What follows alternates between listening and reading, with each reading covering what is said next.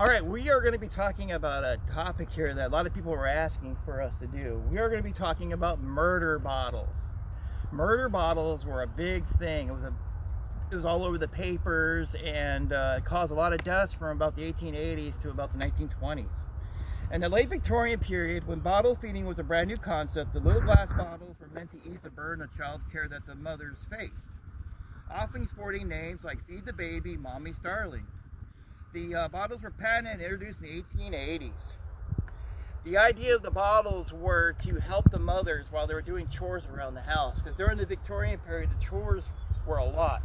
You had to wash the clothes outside in buckets, you had to cook dinner, you had to get groceries, you had to care for the baby, clean the house, and whatever else.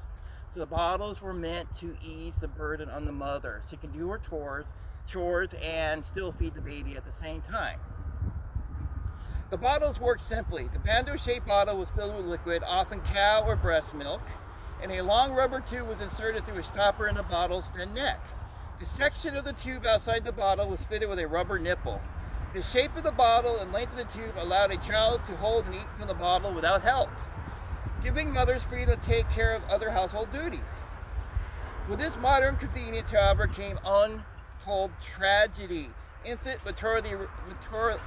death rates went up during the late Victorian era, with fewer than 2 babies of every 10 surviving until the age of 2. While providing substance, these bottles delivered poison to many of the babies. Alright, so these bottles were deadly to babies. Why? Well, the rubber has little dents in it. All through the rubber you see little dents.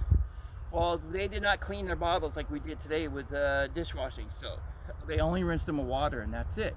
So what sets into these little dents is bacteria, and bacteria was deadly to the babies. Not the only thing that wasn't the only thing that was affecting the babies. The milk itself. The milk was unpasteurized.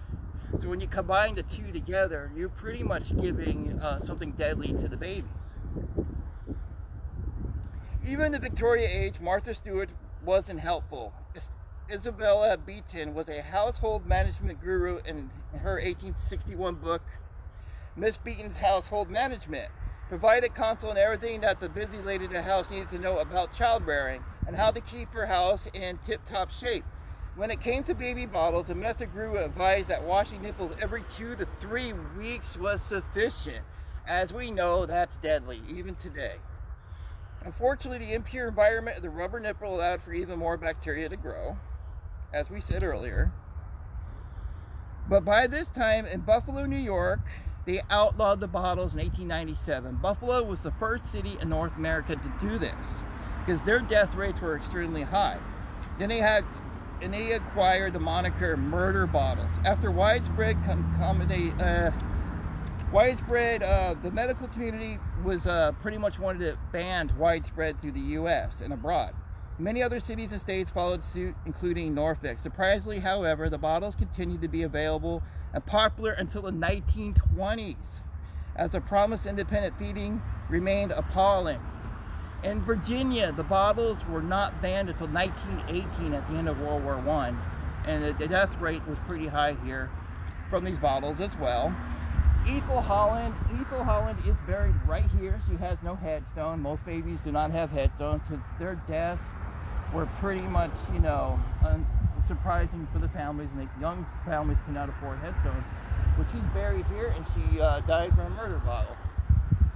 And that's it. Have a great day, guys. Take care. Bye.